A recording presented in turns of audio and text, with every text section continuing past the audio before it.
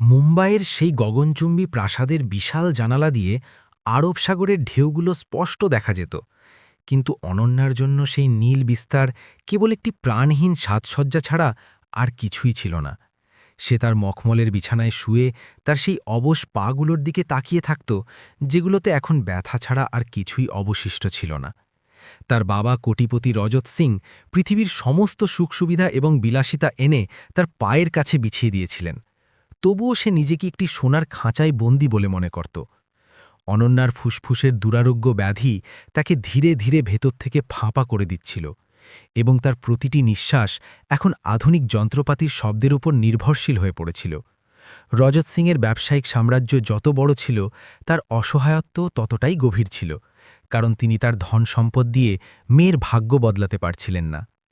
শহরের সবচেয়ে দামি হাসপাতালের নার্স এবং ডাক্তাররা সেখানে আসত ঠিকই, কিন্তু অনন্যার তিক্ত আচরণ এবং মানসিক অবসাদের কারণে তারা কয়েকদিনের মধ্যেই ইস্তফা দিয়ে চলে যেত।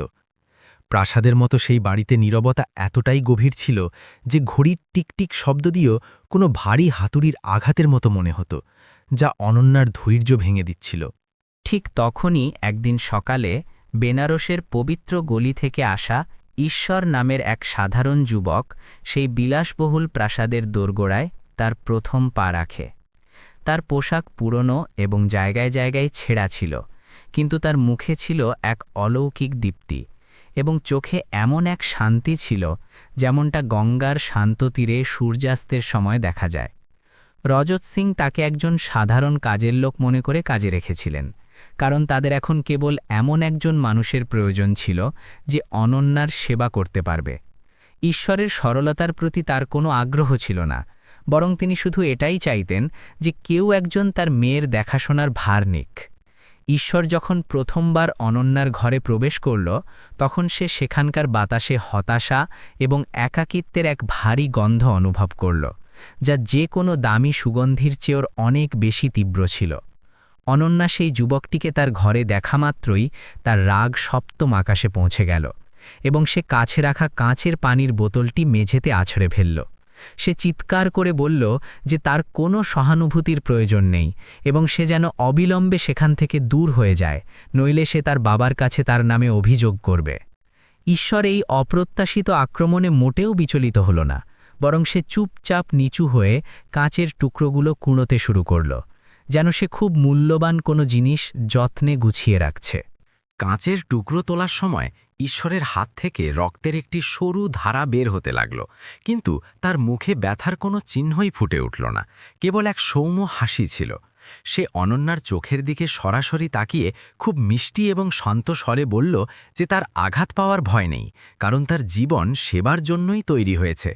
অনন্যা তার এই প্রতিক্রিয়া দেখে অবাক হয়ে গেল, কারণ এখন পর্যন্ত যত লোক এসেছিল তারা হয় ভয় পেয়ে যেত, না হয় উল্টো চিৎকার করত। ঈশ্বর ঘরের এক কোণায় তার ছোট্ট ঝোলাটি রেখে দিল এবং কোনো নির্দেশ ছাড়াই ঘর পরিষ্কার করার কাজে লেগে পড়ল, যেন সে ওই জায়গারই কোনো পুরনো বাসিন্দা।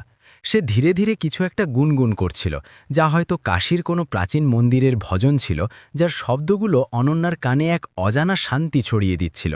ঘরের দমবন্ধ করা বাতাসে যেন হঠাৎ এক দমকা ঠান্ডা হাওয়া এলো, যা জানালার ভারী পর্দাগুলোকে আলতো করে নাড়িয়ে সূর্যের আলো ভেতরে আসার সুযোগ করে দিল। দুপুরের তাপদাহ যখন বাড়তে লাগল, তখন ঈশ্বর অনন্যার পায়ে ঠান্ডা পানির পট্টি দিতে শুরু করল, যা তাকে তার রোগের কারণে হওয়া জ্বালাপোড়া থেকে স্বস্তি দিচ্ছিল।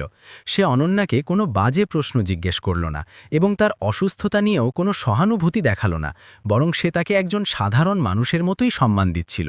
অনন্যার কাছে এসব খুবই অদ্ভুত লাগছিল, কারণ তাকে সব সময় একজন রোগী বা বোঝা হিসেবেই দেখা এবং মনে করা হতো। সন্ধ্যা হতেই রজত সিং যখন তার ব্যবসা থেকে ক্লান্ত হয়ে বাড়ি ফিরলেন, তখন তিনি এটা দেখে খুব অবাক হলেন যে ঈশ্বর এখনও অনন্যার ঘরেই উপস্থিত ছিল। তিনি তার ভারী গলায় ঈশ্বরকে জিজ্ঞেস করলেন যে তার কোনো অসুবিধা হয়েছে কিনা, কারণ তার ধারণা ছিল যে সেও অন্যান্য কাজের লোকেদের মতো পালিয়ে গেছে। ঈশ্বর কেবল মাথা নিচু করে উত্তর দিল যে মেয়ের সেবা করা তার কাছে ঈশ্বরের পূজা করার সমান, এবং সে এখানে তাদের খুশির জন্যই থেকে যেতে চায়। রজত সিংয়ের কঠোর হৃদয়ে কিছুটা স্বস্তির ঢেউ খেলে গেল। যদিও তিনি এখনও ঈশ্বরের এই নিঃস্বার্থ সেবার পেছনের আসল উদ্দেশ্য পুরোপুরি বুঝতে পারছিলেন না। তিনি তার সিন্দুক থেকে কিছু নোট বের করে ঈশ্বরের দিকে এগিয়ে দিলেন, কিন্তু ঈশ্বর অত্যন্ত বিনম্রতার সাথে তা নিতে অস্বীকার করল এবং বলল যে তার কেবল মাথার উপর একটা ছাদ চাই। অনন্যা বন্ধ দরজার আড়াল থেকে এসব শুনল এবং তার মনে প্রথমবারের মতো সেই গরিব কাজের লোকটির প্রতি এক অদ্ভুত কৌতূহল জাগতে শুরু করল। রাতের অন্ধকারে যখন পুরো প্রাসাদ ঘুমিয়ে পড়েছিল, অনন্যার নিঃশ্বাস আবার আটকে আসতে লাগল এবং তার মনে হতে লাগল যেন কেউ তার গলা জোরে চেপে ধরে আছে। সে সাহায্যের জন্য ডাকতে চাইল, কিন্তু তার গলার আওয়াজ গলাতেই আটকে রইল এবং সে অসহায় হয়ে নিজের বিছানায় ছটফট করতে লাগল। হঠাৎ সে তার কপালে একটি ঠান্ডা হাত অনুভব করল এবং দেখল যে ঈশ্বর সেখানে দাঁড়িয়ে আছে, যার চোখে কোনো ঘাবড়ানোর বদলে গভীর করুণা এবং সান্ত্বনা ভরা ছিল। ঈশ্বর তাকে ধরে ধীরে ধীরে বসালো এবং তার পিঠে হাত বুলিয়ে তাকে লম্বা ও গভীর শ্বাস নেওয়ার জন্য উৎসাহিত করল, ঠিক যেমন কোনো মা তার সন্তানকে ঘুমপাড়ানি গান শোনায়। সে কোনো যন্ত্র ছাড়াই কেবল তার শান্ত উপস্থিতি এবং কোমল স্পর্শ দিয়ে অনন্যার ঘাবড়ে যাওয়া হৃৎস্পন্দনকে স্বাভাবিক করার এক অদ্ভুত চেষ্টা করল, যা ধীরে ধীরে সফল হতে লাগল। সেই রাতে অনন্যার প্রথমবারের মতো এমন ঘুম এলো যেখানে ভীতিকর স্বপ্নের বদলে সে গঙ্গার শান্ত ঢেউ এবং সেখানকার মাটির মিষ্টি সুবাস অনুভব করল। পরদিন সকালে যখন সূর্যের প্রথম কিরণ অনন্যার মুখ স্পর্শ করল, সে দেখতে পেল যে ঈশ্বর মেঝেতে মাদুর বিছিয়ে ঘুমিয়ে আছে, যেন সে সারা রাত ধরে তাকে পাহারা দিচ্ছিল।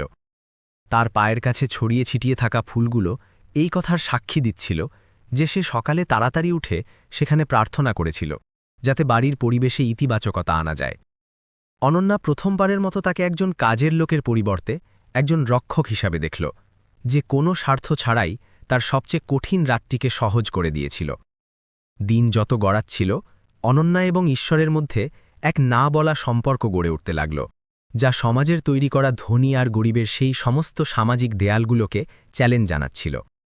ঈশ্বর তাকে রোজ নতুন নতুন গল্প শোনাত, যা রাজা মহারাজাদের নয়, বরং সেই সব সাধারণ মানুষের গল্প ছিল যারা নিজেদের কঠোর পরিশ্রম এবং সততা দিয়ে অন্যদের জীবনকে আলোকিত করেছিল। অনন্যা, যে এতদিন কেবল দামি গাড়ি এবং হীরের কথা শুনে এসেছিল, সেই ছোট ছোট গল্পগুলোতে একটি নতুন এবং আসল জগৎ দেখতে পেল। একদিন অনন্যা ঈশ্বরকে জিজ্ঞেস করল যে নিজের চরম দারিদ্র্য এবং কঠিন জীবন সত্ত্বেও সে কিভাবে এতটা খুশি এবং শান্ত থাকতে পারে, অথচ তার কাছে তো কিছুই নেই। ঈশ্বর হাসতে হাসতে উত্তর দিল যে আনন্দ বস্তুর মধ্যে নয়, বরং মনের তৃপ্তি এবং অন্যদের সেবা করার অনুভূতির মধ্যেই লুকিয়ে থাকে, যা কখনো কমে যায় না। সে বোঝালো যে আমাদের কর্মই আমাদের আসল পরিচয় এবং আমরা যা কিছুই পাই তা সবই ঈশ্বরের ইচ্ছা এবং আমাদের পূর্বজন্মের কর্মেরই ফল।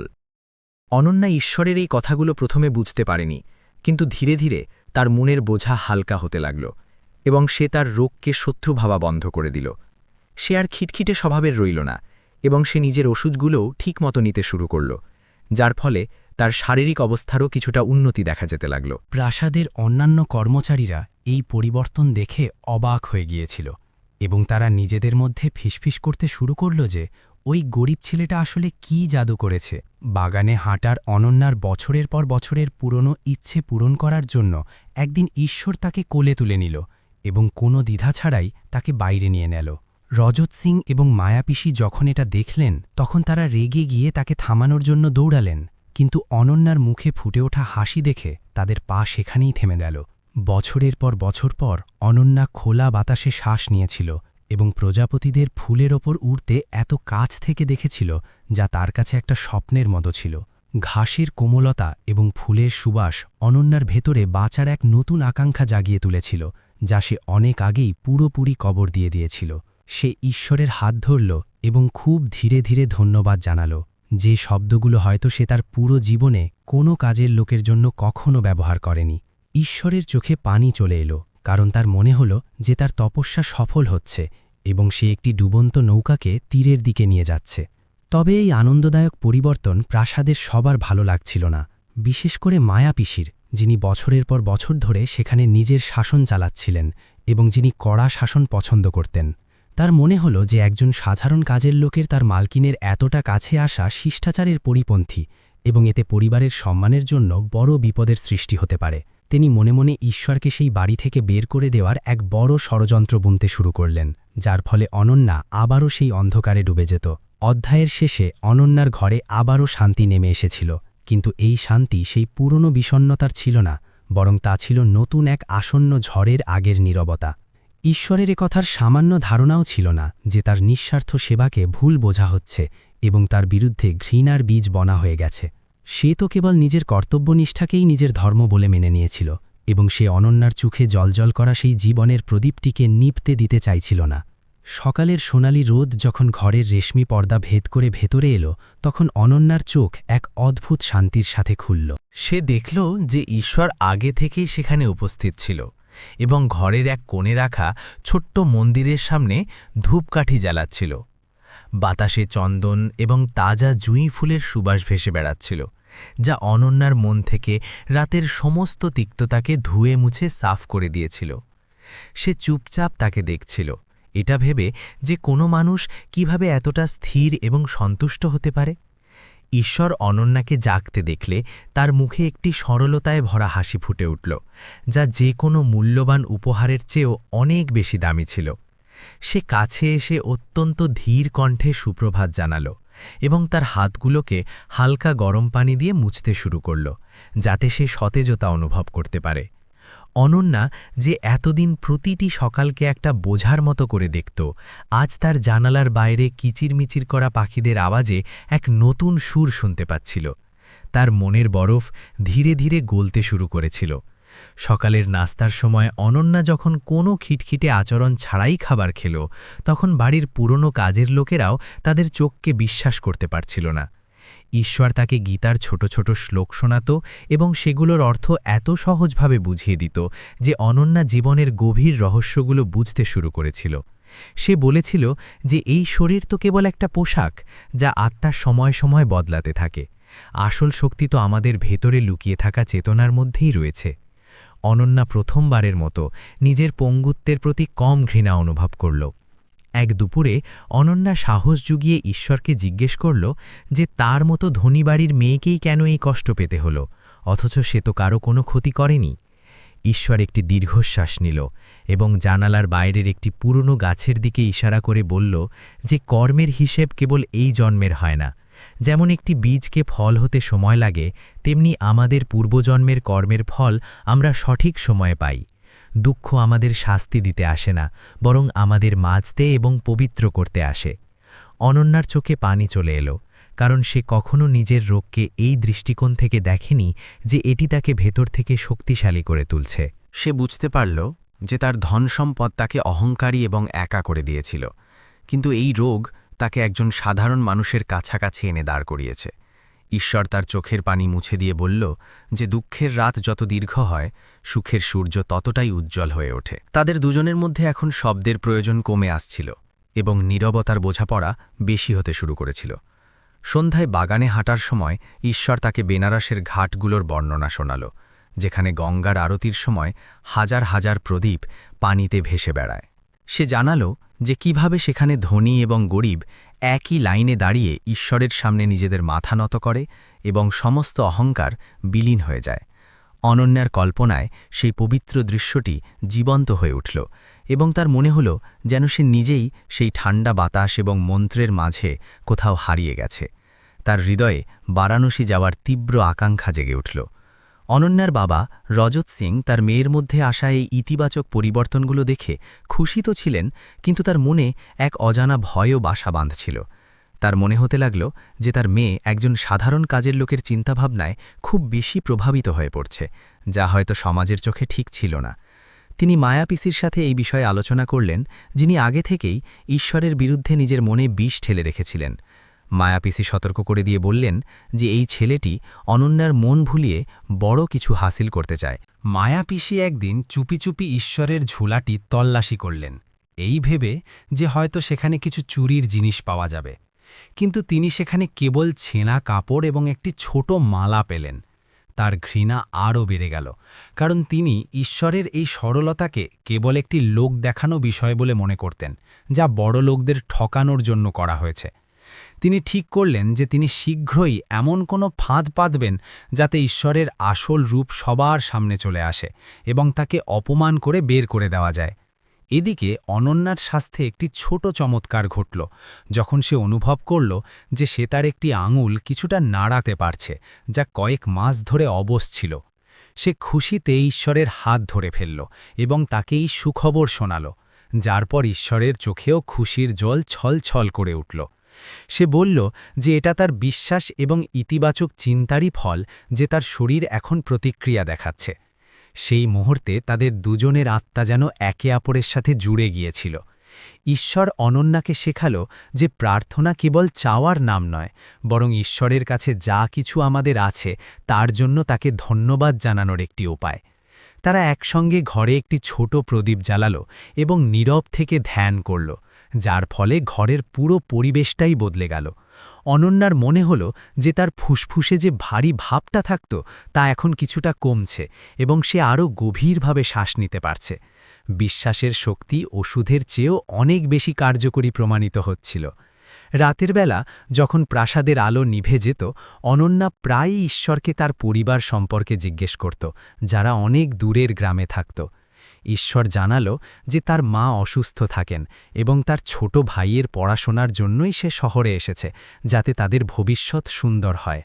অনন্যা বুঝতে পারল যে আরামকে সে নিজের অধিকার মনে করত, তার জন্য পৃথিবীতে মানুষ কত কঠোর পরিশ্রম এবং ত্যাগ স্বীকার করে।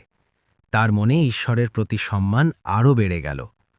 প্রাসাদের অন্যান্য কাজের লোকেরাও এখন ঈশ্বরকে সম্মানের চোখে দেখতে শুরু করেছিল, কারণ তারা দেখেছিল যে কিভাবে সে একজন মৃত্যুপথযাত্রী মেয়ের ভেতরে আবার বাঁচার আলো জ্বালিয়ে দিয়েছিল।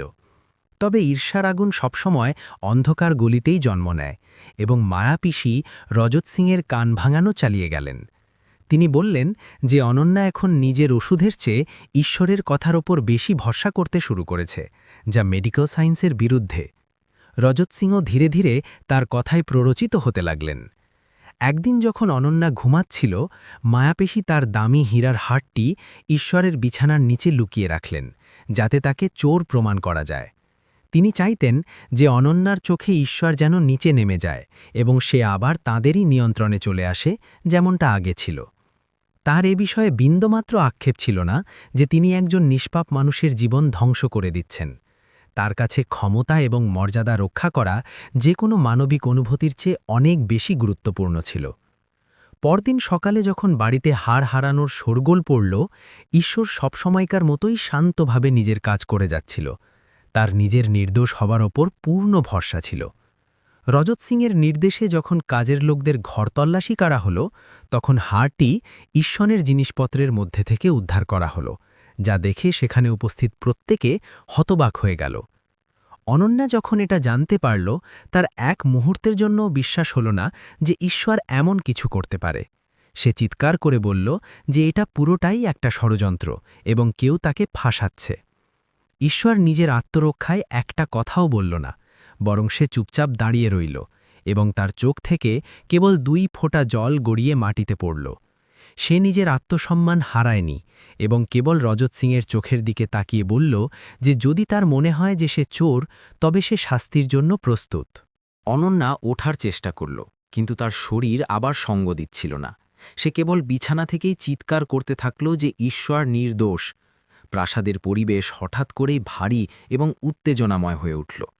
রজত সিং রাগে ফেটে পড়ে ঈশ্বরকে পুলিশের হাতে তুলে দেবার হুমকি দিলেন, কিন্তু অনন্যার অবনতি হওয়া অবস্থা দেখে তিনি কেবল তাকে বাড়ি থেকে এখনই বেরিয়ে যাওয়ার নির্দেশ দিলেন। ঈশ্বর তার ছোট্ট ঝোলাটি তুলে নিল এবং যাওয়ার সময় অনন্যার ঘরের দিকে শেষবারের মতো তাকাল, যেখানে সে জ্ঞান হারা হয়ে কাঁদছিল। সে মনে মনে ঈশ্বরের কাছে প্রার্থনা করল যেন অনন্যার স্বাস্থ্য ভালো থাকে এবং সে যেন এই আঘাত সহ্য করার শক্তি পায়। সে কোনো সাফাই না দিয়েই সেই প্রাসাদের চৌখাট পেরিয়ে বেরিয়ে গেল। ঈশ্বর চলে যাওয়ার পর অনন্যা খাওয়া দাওয়া ছেড়ে দিল এবং তার শরীর আগের চেয়েও বেশি খারাপ হতে লাগল, কারণ তার একমাত্র আশ্রয় ছিনিয়ে নেওয়া হয়েছিল। সে বারবার মায়াপিসির দিকে তাকাচ্ছিল, যেন সে তার চোখের পেছনে লুকিয়ে থাকা সত্যটা পড়তে পারছিল, কিন্তু তার কাছে কোনো প্রমাণ ছিল না। প্রাসাদের সুখ সুবিধাগুলো এখন তার গায়ে কাঁটার মতো বিঁধতে শুরু করেছিল এবং সে অনুভব করতে পারছিল যে আসল চোর সে ছিল না যে চলে গেছে, বরং তারা যারা ভেতরে রয়ে গেছে। দুদিনের মধ্যেই অনন্যার শ্বাসকষ্টের রোগ এতটাই বেড়ে গেল যে তাকে ভেন্টিলেটরে রাখতে হলো এবং ডাক্তাররা বলে দিলেন যে এখন কেবল কোনো অলৌকিক ঘটনাই তাকে বাঁচাতে পারে। রজত সিং পাগলের মতো সেরা ডাক্তারদের ডাকছিলেন, কিন্তু টাকা এখন আবারও ব্যর্থ প্রমাণিত হচ্ছিল, কারণ অনন্যা বাঁচার ইচ্ছেটাই ছেড়ে দিয়েছিল। তিনি এখন বুঝতে পারছিলেন যে ঈশ্বর কেবল একজন কাজের লোকই ছিল না, বরং সে তার মেয়ের বেঁচে থাকার কারণ হয়ে উঠেছিল। হাসপাতালের সেই ঠান্ডা ঘরে অনন্যা তার শেষ নিঃশ্বাস গুনছিল এবং তার কেবল ঈশ্বরের সেই কথাগুলোই মনে পড়ছিল যে আত্মা অমর এবং কর্মের ফল পাওয়া যায়। সে মনে মনে ঈশ্বরের কাছে ক্ষমা চাইল যে সে তাকে বাঁচাতে পারেনি এবং তার নির্দোষ প্রমাণ করতে পারেনি। তার চোখের সামনে অন্ধকার ঘনিয়ে আসতে লাগল এবং তার মনে হল যে এবার হয়তো তার যাত্রা এখানেই শেষ হতে চলেছে। তখনই হঠাৎ হাসপাতালের বারান্দায় এক পরিচিত পায়ের শব্দ শোনা গেল, যা সবার দৃষ্টি আকর্ষণ করল। এই অধ্যায়ের সমাপ্তি ঘটে অনন্যার ডুবতে থাকা নিঃশ্বাস এবং এক গভীর রহস্যের সাথে, যেখানে নিয়তি তার পরবর্তী তাসটি খুলতে যাচ্ছিল। বাইরে বৃষ্টি শুরু হয়ে গিয়েছিল, যা হয়তো অনন্যার কষ্টে প্রকৃতির কান্না ছিল বা আসন্ন কোনো বড় ত্যাগের সংকেত।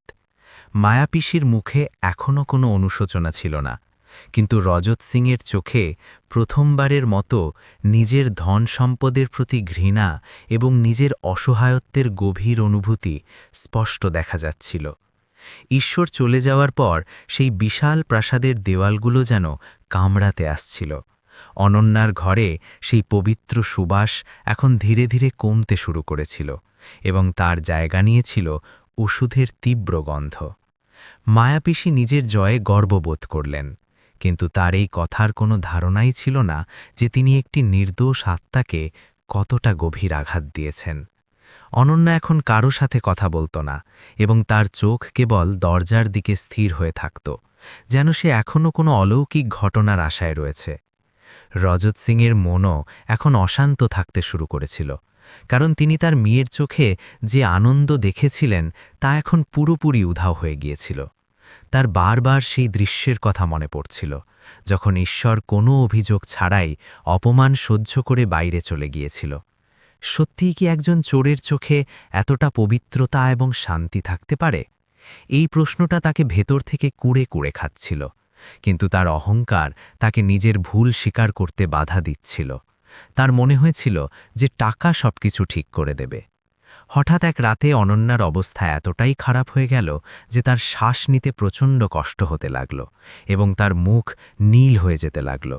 ডাক্তারদের সাথে সাথে ডাকা হলো এবং তারা জানালেন যে তার ফুসফুস এখন প্রায় কাজ করা বন্ধ করে দিয়েছে। তাকে অবিলম্বে শহরের সবচেয়ে বড় হাসপাতালে ভর্তি করা হলো, যেখানে মেশিনের সাহায্যে তার প্রাণ বাঁচানোর চেষ্টা চলতে লাগল। রজত সিংয়ের কাছে কোটি কোটি টাকার সম্পদ ছিল, কিন্তু তিনি তার মেয়েকে এক ফোঁটা নিঃশ্বাসও কিনে দিতে পারছিলেন না।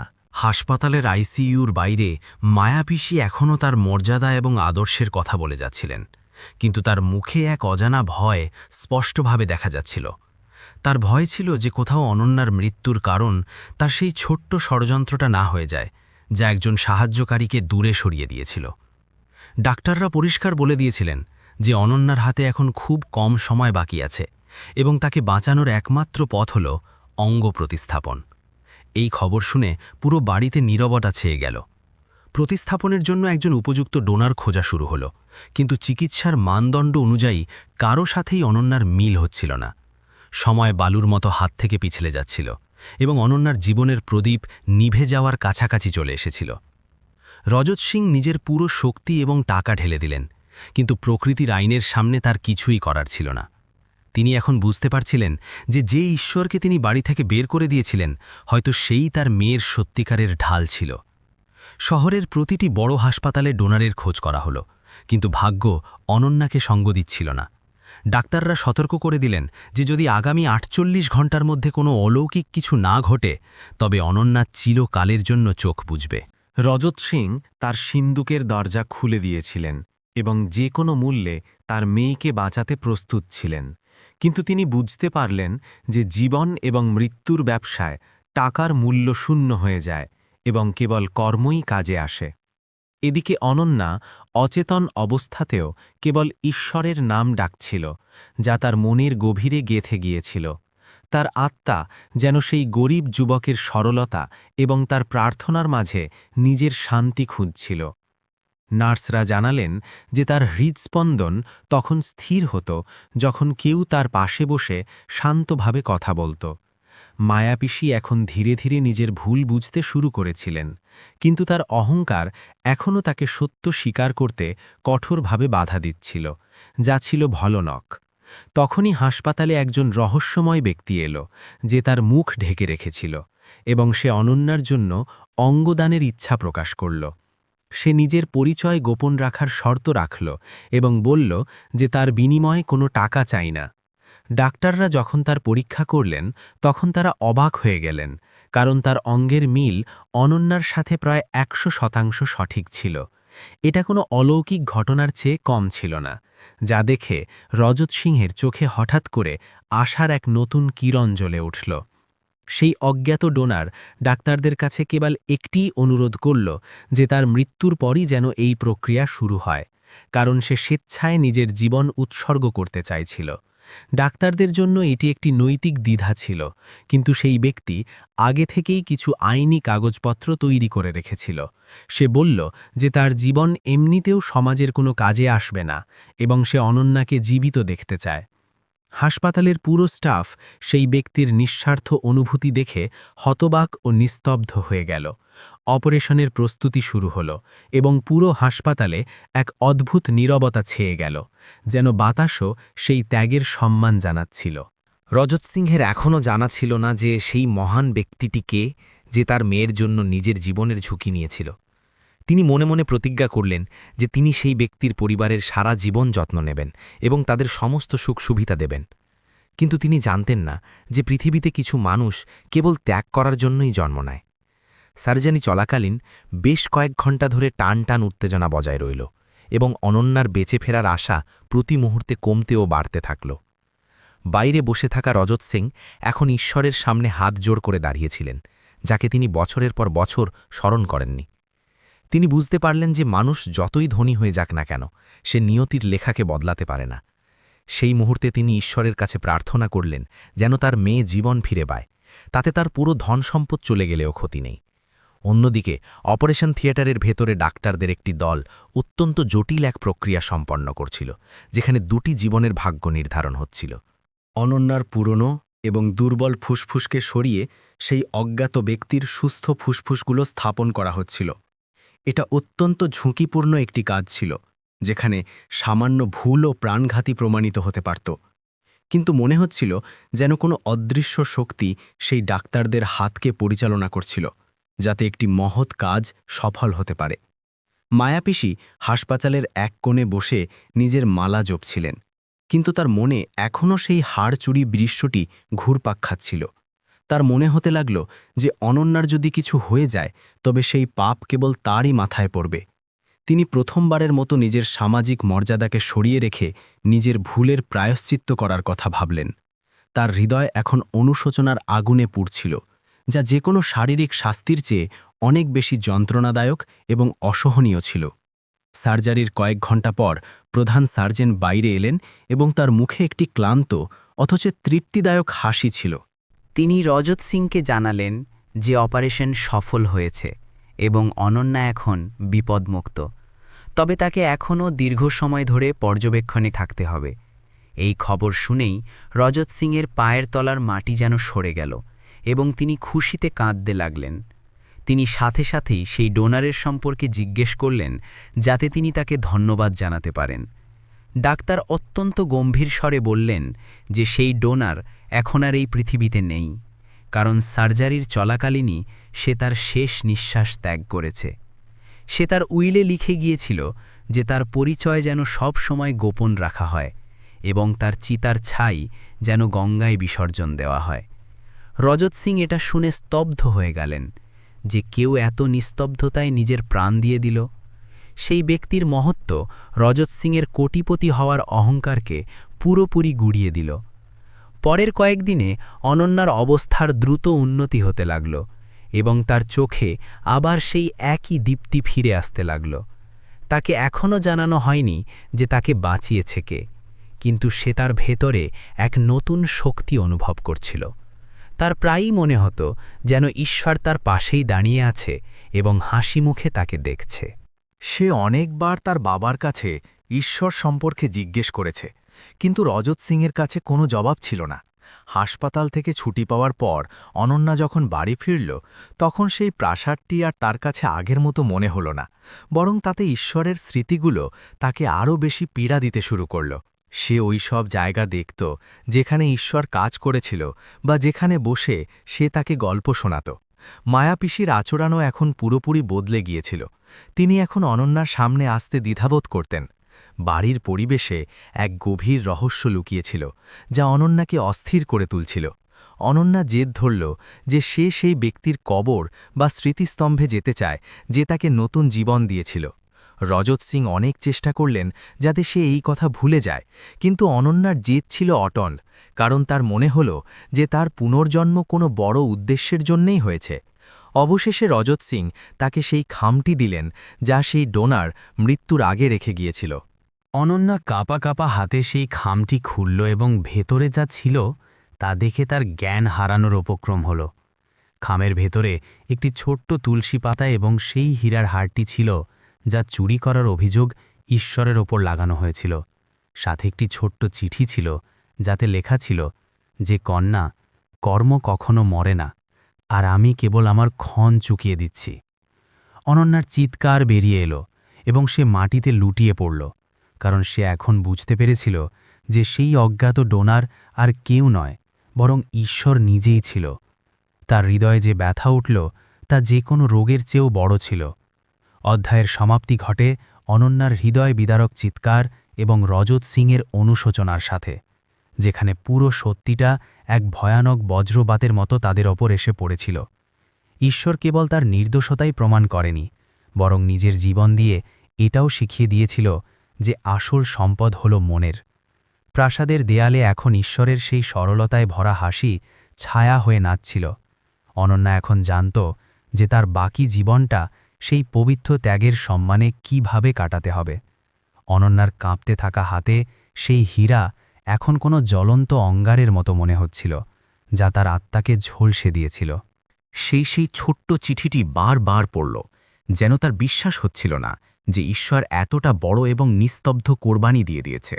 তার চোখ থেকে কেবল জল নয়, বরং অনুশোচনার এক অবিরাম ধারা বয়ে যাচ্ছিল, যা তার ফ্যাকাশে হয়ে যাওয়া গালগুলোকে পুরোপুরি ভিজিয়ে দিয়েছিল।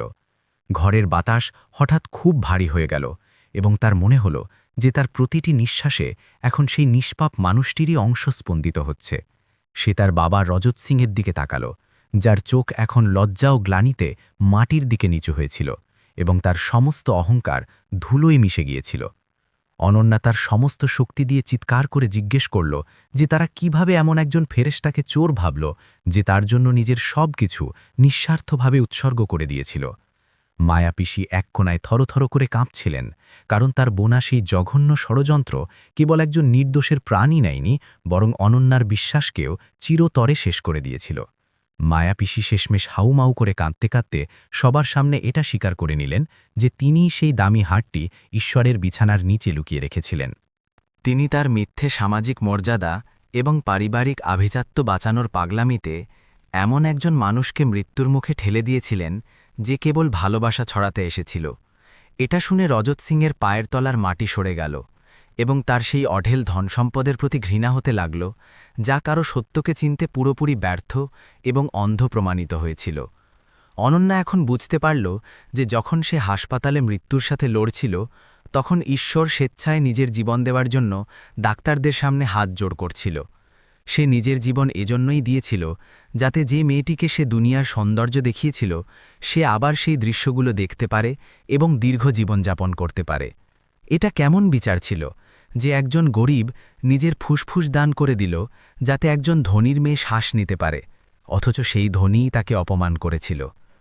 ডাক্তাররা পরে জানিয়েছিলেন যে ঈশ্বর অপারেশন থিয়েটারে যাওয়ার আগে কেবল একটিই প্রার্থনা করেছিল, যে তার মৃত্যুর খবর যেন অনন্যাকে সাথে সাথে না দেওয়া হয়। সে চেয়েছিল যে অনন্যা যেন আগে পুরোপুরি সুস্থ হয়ে যায় এবং তার যেন এই কথার বোঝা অনুভব না হয় যে তার জীবন কারো মৃত্যুর বিনিময়ে পাওয়া গেছে। ঈশ্বরের এই মহত্ব হাসপাতালের সেই কঠোর ডাক্তারদের চোখেও পানি এনে দিয়েছিল, যারা প্রতিদিন মৃত্যুর দৃশ্য দেখতেন। সে কোনো সাধারণ কাজের লোক ছিল না। অনন্যা সেদিন থেকে তার বিলাসবহুল ঘরের সমস্ত সুখ সুবিধা ত্যাগ করল এবং সে মেঝেতে বসতে শুরু করল, যেখানে ঈশ্বর কখনো বসত।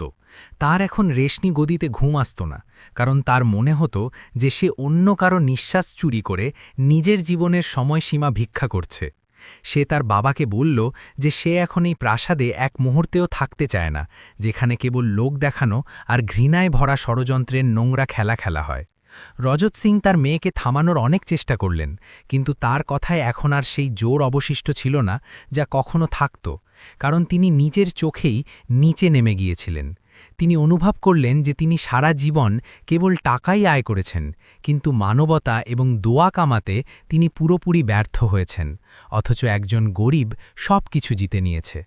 প্রাসাদের দেয়ালে এখন ঈশ্বরের সেই সরলতায় ভরা হাসি একটি ছায়া হয়ে সারাক্ষণ নাচতে থাকত, যা সবাইকে ভয় দেখাত। অনন্যা সিদ্ধান্ত নিল যে সে বেনারস যাবে, সেই মাটি ছুঁতে যেখানে ঈশ্বর জন্ম নিয়েছিল এবং যেখানকার গঙ্গা তাকে এতটা বিশাল হৃদয়ের শক্তি দিয়েছিল।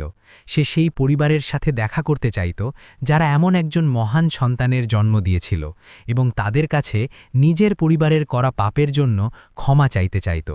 তার এখন নিজের শারীরিক পঙ্গুত্বের কোনো দুঃখ ছিল না, বরং তার এই কথার জন্য গর্ব ছিল যে তার ভেতরে একজন সাধুর অংশ স্পন্দিত হচ্ছে, যা তাকে পথ দেখাবে। যাওয়ার আগে অনন্যা সেই হীরা এবং সমস্ত দামি গয়না একটি চ্যারিটিতে দান করে দিল, কারণ এখন তার কাছে ওই পাথরগুলোর চমক ম্লান এবং কুৎসিত মনে হতে শুরু করেছিল। সে কেবল ঈশ্বরের সেই পুরনো ঝোলা এবং তার ছেঁড়া মালাটি নিজের কাছে রাখল, যা তার কাছে যে কোনো হীরার চেয়ে বেশি অমূল্য এবং পবিত্র মনে হচ্ছিল। তার চোখে এখন এক নতুন প্রতিজ্ঞা ছিল, এবং সে এখন আর সেই দুর্বল মেয়েটি ছিল না যে কেবল অন্যদের আশ্রয়ে বাঁচত।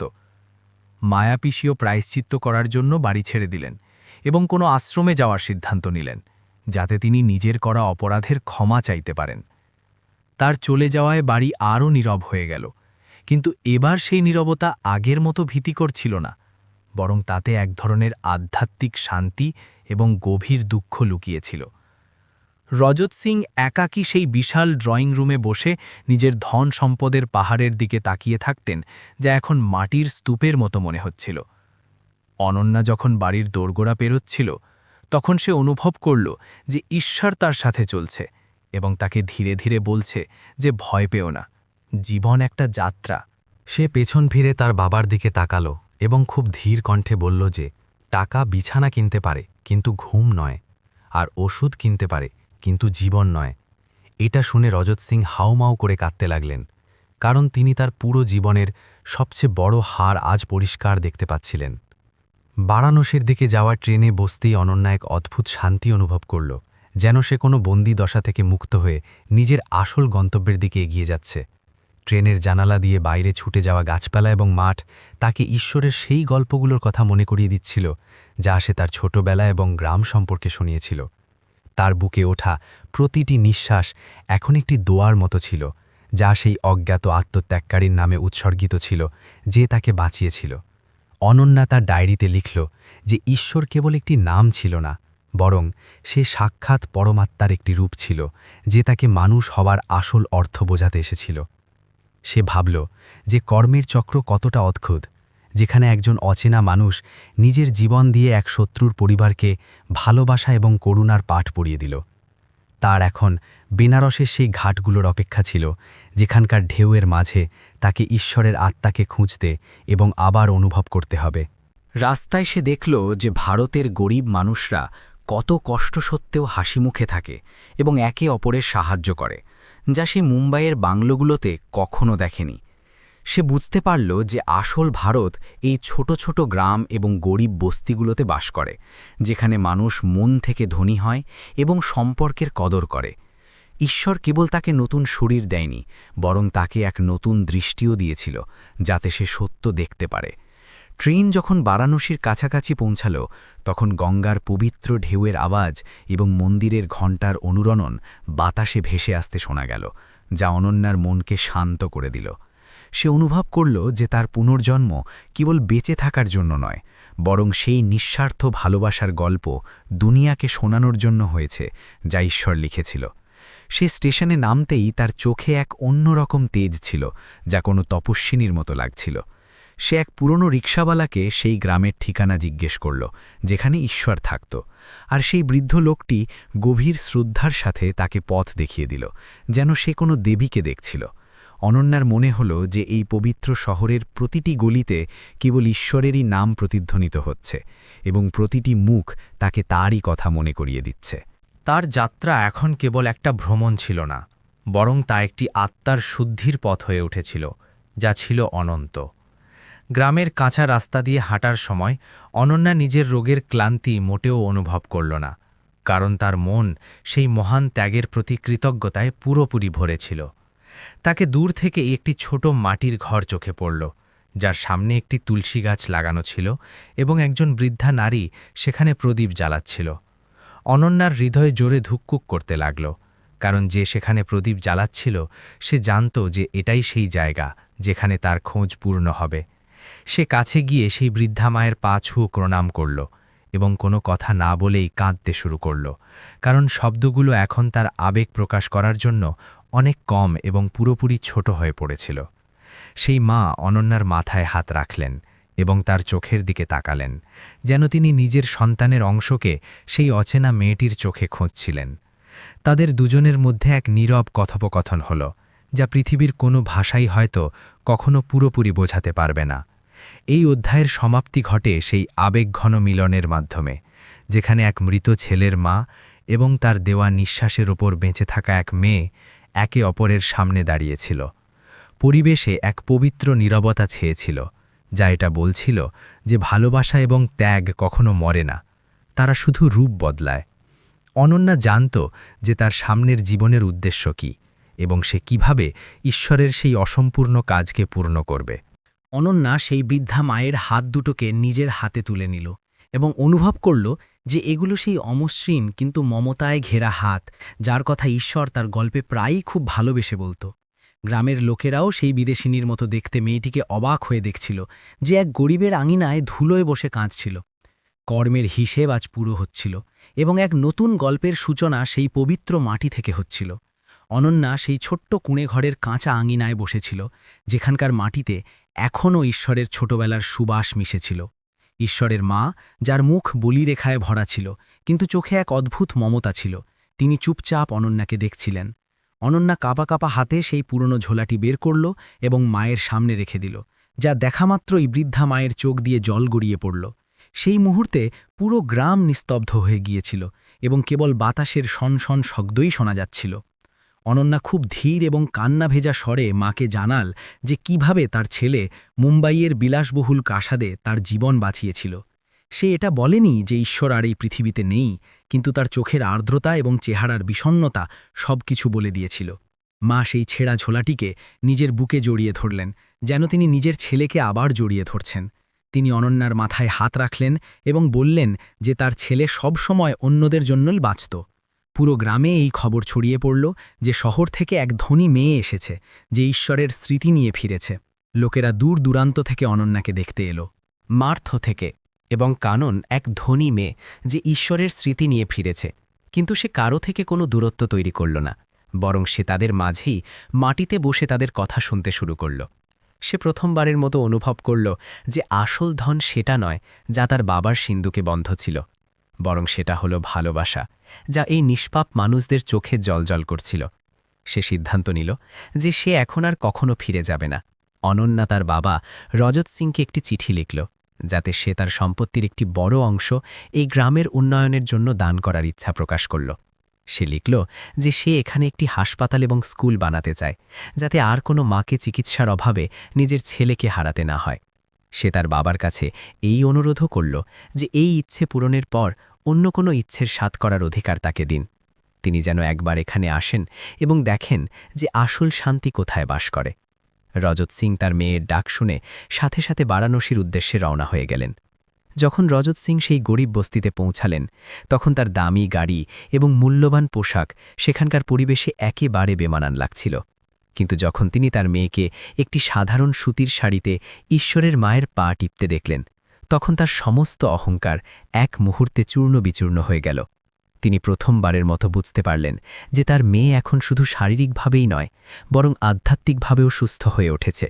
তিনি ঈশ্বরের মায়ের সামনে হাত জোড় করে নিজের আচরণের জন্য ক্ষমা চাইলেন।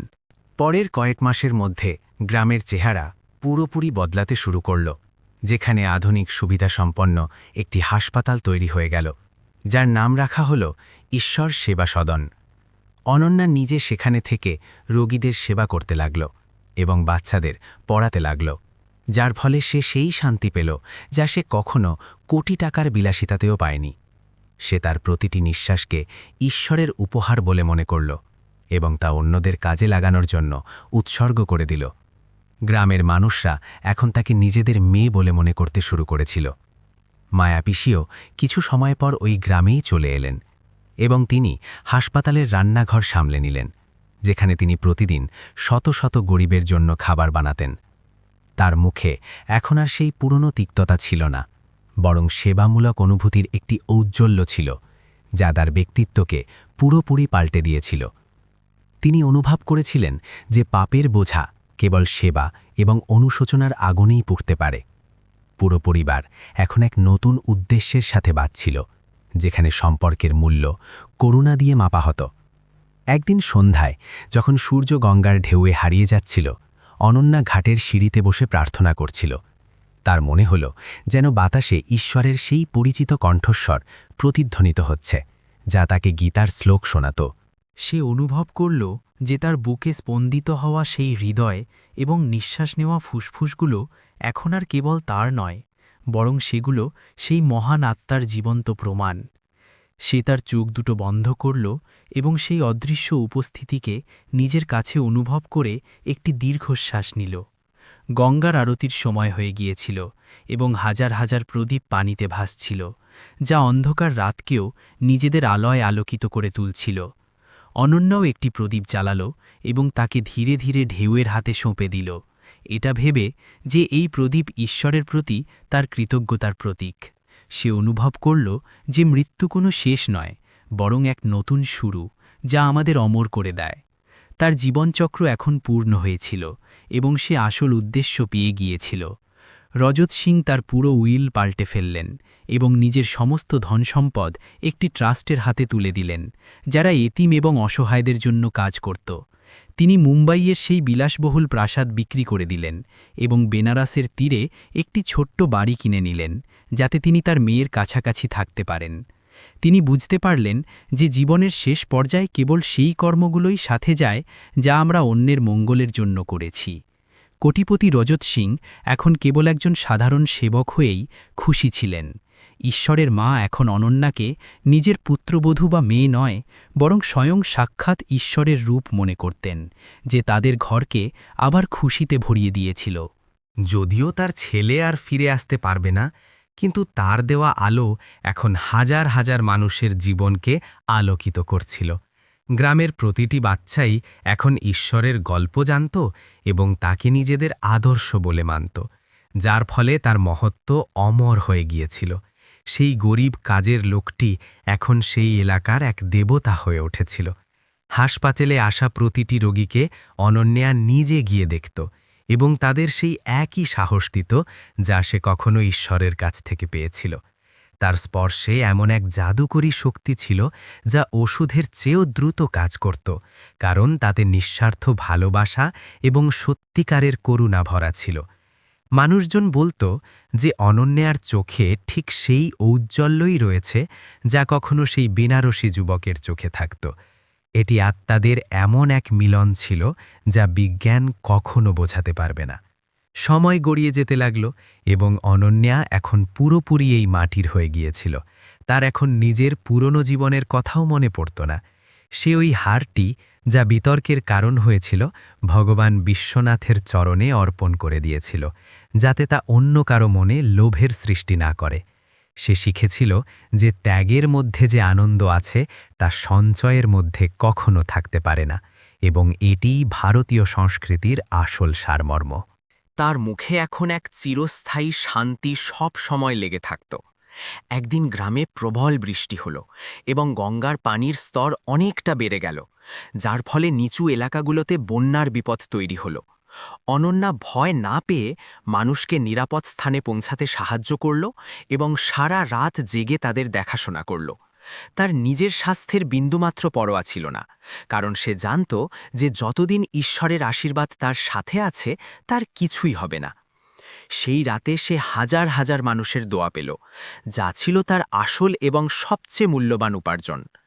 বন্যার পানি যখন নেমে গেল, তখন গ্রামবাসী দেখল যে অনন্যা একটি উঁচু টিলার ওপর বসে ধ্যান করছে এবং তার চারপাশে একটি অলৌকিক আভা ঘুরে বেড়াচ্ছে। সবার মনে হলো যে সে এই পৃথিবীর নয়, বরং স্বর্গ থেকে নেমে আসা কোনো অপ্সরা, যে তাদের দুঃখ হরণ করতে এসেছে। অনন্যা তাদের বোঝালো যে সে কেবল একজন সাধারণ মানুষ যে নিজের অংশের কর্ম করছে। সে সবাইকে ভালোবাসা এবং একতার বার্তা দিল, যা তাদের পারস্পরিক বিবাদকে শেষ করে দিল। রজত সিং তার মেয়ের এই বিশাল রূপ দেখে নিজেকে ধন্য মনে করতেন এবং প্রায় নিজের পুরনো স্মৃতি মনে করে কেঁদে ফেলতেন। তিনি ভাবতেন যে যদি তিনি ঈশ্বরকে বের করে না দিতেন, তবে হয়তো এই সব কিছু এত তাড়াতাড়ি হতো না, তবে হয়তো নিয়তি এই পথটাই বেছে নিয়েছিল। কর্মের গতি অত্যন্ত গভীর এবং সূক্ষ্ম হয়, যা বোঝা যে কোনো সাধারণ মানুষের সাধ্যের বাইরে। তিনি স্বীকার করে নিলেন যে যা হয়েছে তা সেই মহান বলিদানেরই একটি প্রস্তাবনা ছিল। অনন্যা তার ডায়েরির শেষ পাতায় লিখল যে, আমি এখন আর কেবল অনন্যা নই, আমি ঈশ্বরের অসম্পূর্ণ ইচ্ছেগুলোরই এক বিস্তার। সে নিজের সম্পত্তি ব্যবহার করে দূরবর্তী গ্রামগুলোতেও শিক্ষা এবং স্বাস্থ্যের আলো জাগিয়ে তুলল, যার ফলে হাজার হাজার তরুণের ভবিষ্যৎ সুন্দর হয়ে উঠল। তার জীবন এখন একটি জ্বলন্ত প্রদীপের মতো ছিল, যা নিজে জ্বলে অন্যদের পথ দেখায়। সে তার অহংকার পুরোপুরি ত্যাগ করেছিল এবং সে কেবল একটি মাধ্যম হয়ে উঠেছিল। গল্পের সমাপ্তি সেই পবিত্র গঙ্গার তীরেই হয়, যেখানে অনন্যা তার বৃদ্ধ বয়সেও প্রতিদিন আরতির জন্য আসত। তার চোখে এখনও সেই একই করুণা ছিল, যা সে অনেক বছর আগে সেই গরিব কাজের লোকের চোখে দেখেছিল। সে তার শেষ নিঃশ্বাস নেওয়ার সময়ও কেবল ঈশ্বরেরই নাম নিয়েছিল, যে তার কাছে ভগবান এবং পথপ্রদর্শক দুই ছিল। তার আত্মা যখন শরীর ছাড়ল, তখন তার মনে হলো যেন সে আবার সেই শান্ত ঢেউয়ে বিলীন হয়ে গেল। গ্রামবাসীরা অনন্যার স্মৃতিতে সেখানেই একটি ছোট স্মৃতিস্তম্ভ বানাল, যেখানে মানুষ এসে শান্তি এবং অনুপ্রেরণা পেত। মুম্বাইয়ের সেই প্রাসাদ, যা একসময় অহংকারের প্রতীক ছিল, এখন ইতিহাসের পাতায় কোথাও হারিয়ে গেছে। কিন্তু এই ছোট্ট বস্তিটি অমর হয়ে গিয়েছিল। ভালোবাসা, ত্যাগ এবং বলিদানের এই গাথা আগামী প্রজন্মের জন্য একটি উদাহরণ হয়ে দাঁড়াল, যে কিভাবে একজন গরিব এক ধনী আত্মাকে বদলে দিয়েছিল। কর্মের ফল সর্বদা খুব মিষ্টি হয়। শেষ বিদায়ের সময় যখন অনন্যার নশ্বর দেহ গঙ্গার কোলে সমর্পণ করা হল, তখন হাজার হাজার মানুষের চোখ সজল ছিল। কিন্তু সেই চোখের জলে কোনো দুঃখ ছিল না, বরং তা ছিল একটি মহান জীবনের প্রতি সম্মান এবং কৃতজ্ঞতা, যা তাদের বাঁচতে শিখিয়েছিল। সূর্যের প্রথম কিরণ যখন পানিকে স্পর্শ করল, তখন মনে হল যেন আকাশ থেকে ফুল ঝরে পড়ছে এবং ঈশ্বর নিজের অনন্যাকে স্বাগত জানাচ্ছে। এভাবে গঙ্গার ধারা নিজের গন্তব্যে পৌঁছে অনন্তের মাঝে বিলীন হয়ে গেল।